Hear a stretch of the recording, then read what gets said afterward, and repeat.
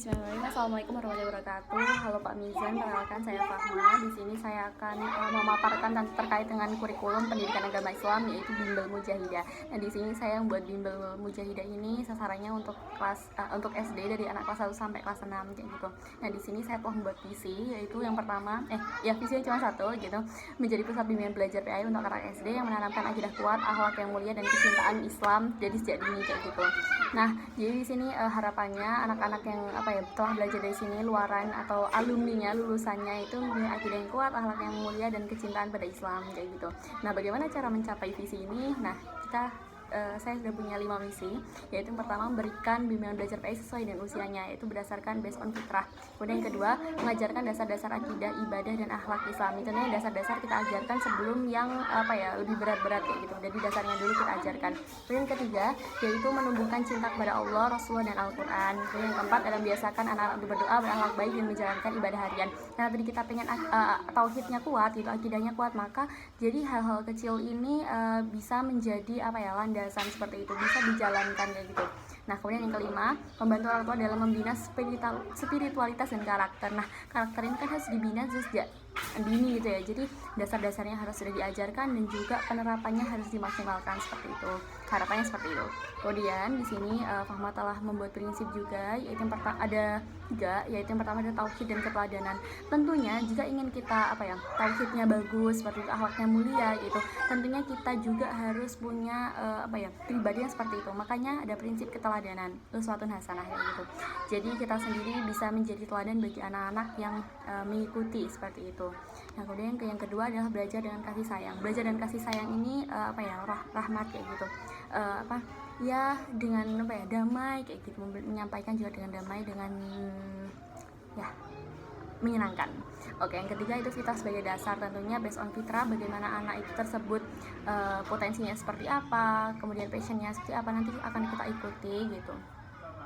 Jadi menentukan berdasarkan fitrahnya kayak gitu. Kemudian ada landasan di sini saya ambil filosofis dan juga psikologis. Kalau dari filosofi itu Islam sebagai jalan hidup sejak kecil kayak gitu. Jadi kita sudah menanamkan di bimbel ini bahwa Islam ini sudah diterapkan mereka dari sejak dini itu. Jadi kelas 1 gitu, dari kelas 1 biar nanti visi tadi itu dapat terlaksanakan gitu, karena dengan pembiasaan tentunya.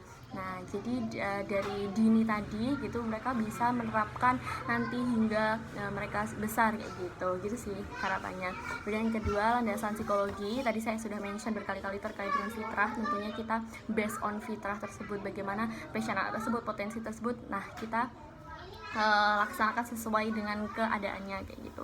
Kemudian capaian pembelajarannya di sini ada terkait kognitif, afektif dan psikomotorik. Nah, pertama yang kognitif ini adalah peserta didik dapat memahami rukun iman, rukun Islam, tata cara ibadah dan kisah Nabi.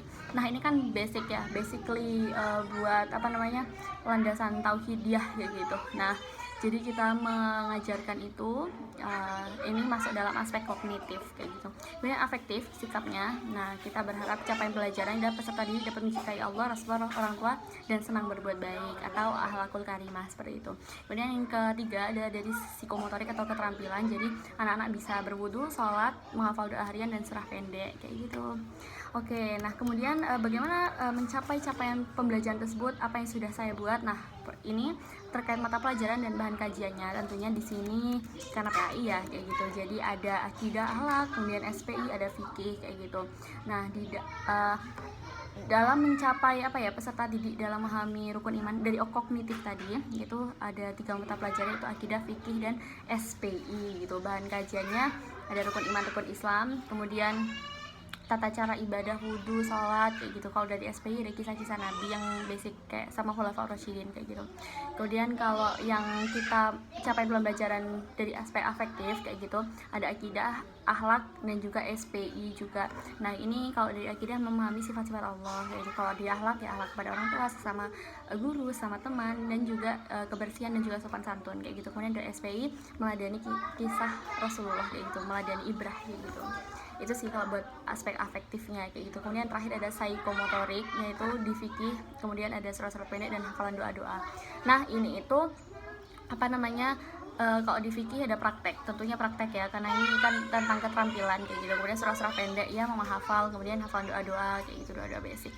kayak gitu. Kemudian bentuk pembelajarannya seperti apa. Nah di sini tentunya kok pembelajaran akidah kalau yang dari kognitif itu tadi kan akidah, fikih, dan ada SPI gitu ya. Jadi ada dengan pembelajaran kelas aja, dengan nanti isinya itu ada gambar dan juga media interaktif kayak gitu. Kemudian nanti kalau SPI ini dengan storytelling interaktif kayak gitu. Nanti disertai juga dengan pertanyaan kayak gitu.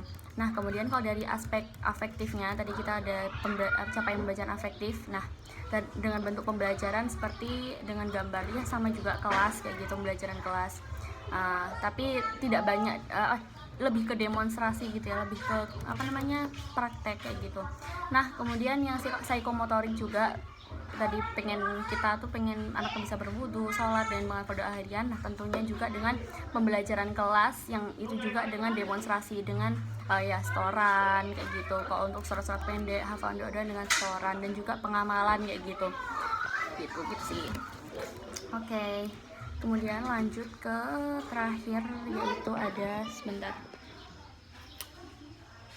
ada fasilitas pembelajaran. Nah fasilitas pembelajaran ini ada, kalau untuk pembelajaran kelas ya tadi kan saya sudah mention, yaitu ada poster, ada puzzle, video islami gitu. Kalau untuk storytelling ada buku cerita kayak gitu. Pembelajaran kelas ada kertas untuk mewarnai dan sebagainya, itu buat asesmen anaknya kayak gitu.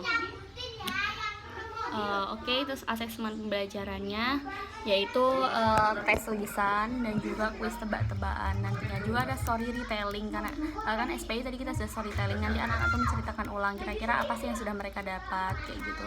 Ini sudah saya terakan di sini. Jadi ada kurang lebih tes lisan dan juga tes tulis kayak gitu. Terima kasih.